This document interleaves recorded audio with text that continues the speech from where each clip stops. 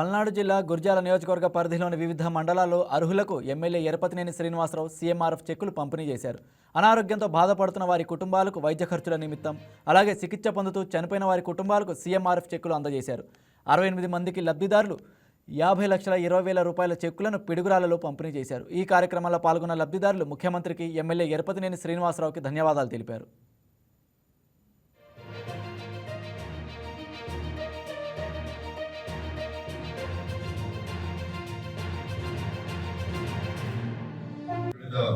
ఆరోగ్య సమస్యల నిమిత్తం మన నియోజకవర్గంలో దాదాపు 68 మందికి 55,20,435 రూపాయల మందికి శాంక్షన్ అయింది.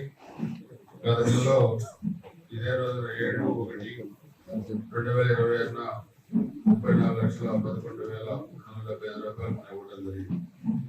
మరలా కరెక్ట్గా నెల రోజుల తర్వాత 55 లక్షలు పైగా ఈ అమౌంట్ కూడా రావడం జరిగింది.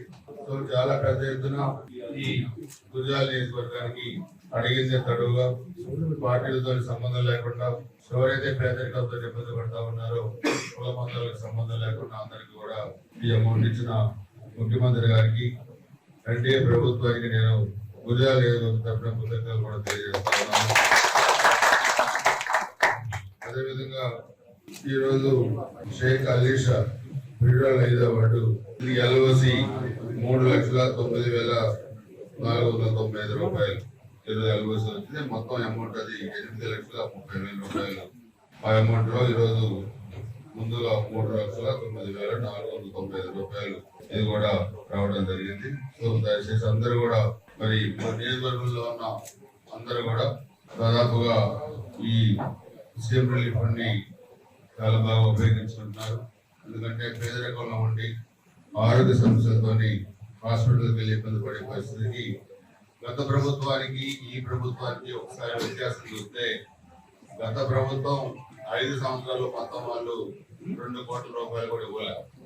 మనం ఇప్పుడు 1 year లోనే స్టార్ట్ అయ్యి 13 నెలలే. ఈ 13 నెలల్లోనే మనం 6 కోట్ల రూపాయలు మనం ఇచ్చాం. అంటే ప్రతి నెల దాదాపు 40 లక్షలు 50 లక్షలు ప్రతి నెల కూడా మనం ఇస్తా ఉన్నాం.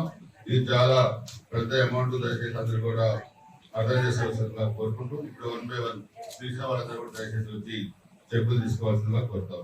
వివిధ ఆరోగ్య సమస్యల Please subscribe to YK TV Network. Please subscribe to YK TV. Please watch YK News.